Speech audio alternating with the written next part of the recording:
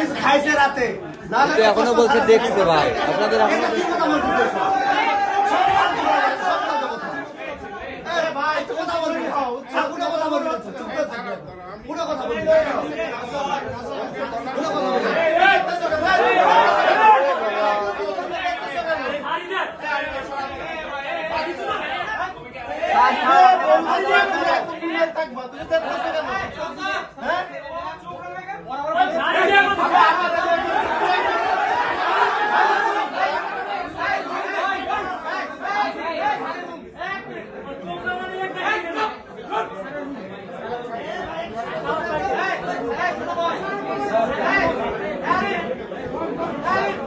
আমরা যে অভিযোগগুলো পেয়েছি, অভিযোগ যারা ভিকটিম তারা তাদের কিছু দাবি উত্থাপন করেছে।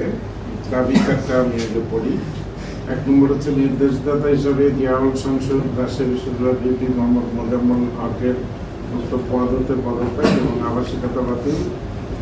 2 নম্বর ছিল নির্বাচিত এজিএস ইসরাফিলের এমন নিয়ম বহির্ভূত এবং ঔদ্ধত্যপূর্ণ আচরণের জন্য তার দ্বারা আমাদের উপর এমন হয়রানির কারণে তার ও তার সহযোগীদের পদ ও আবাসিকতা বাতিল।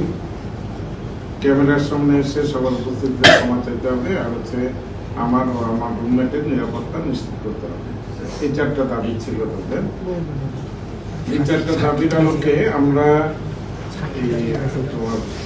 আমার ডক্টর সাহেব সালোয়ার দেওয়ালের আমরা মোটামুটি যে সিদ্ধান্ত এসেছি সেটা হচ্ছে যে 1 নম্বর যেটা হল সংসদের বিষয়টা আমরা আগেই বলেছি যে হল সংসদের বিষয়টা এটা আমার কাছেও নতুন ইস্যু।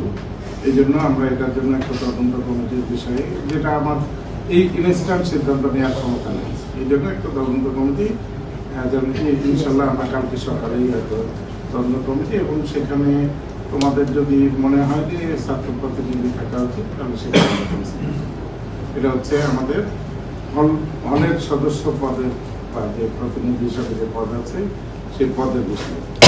আর 2 নম্বর যেটা আবাসিকতা বাতিল, এইখানে আমার অবশ্যই ইখতিয়ার আছে আবাসিকতা বাতিল করা।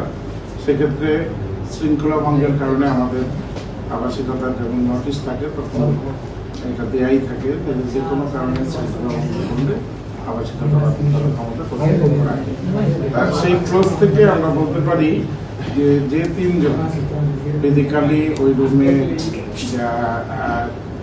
121 নম্বর রুমে আলিম মৃধা এবং সন্দীপ রুমে গিয়ে তাদেরকে একটা হিউমিলেট করেছে এবং একটা বলা যায় যে একটু ভীতিকর পরিস্থিতির সৃষ্টি করেছে, যেটা আমরা নিঃসন্দেহে মনে করি শৃঙ্খলা ভঙ্গেরই একটা পার্ট। এবং সেই কারণে ওই 3 জন যারা গিয়েছে ওই রুমে, ওই 3 জনের বিষয়টা আমরা তাদের যে আবাসিকতার যে সিট এটা আমরা সাময়িকভাবে বরখাস্ত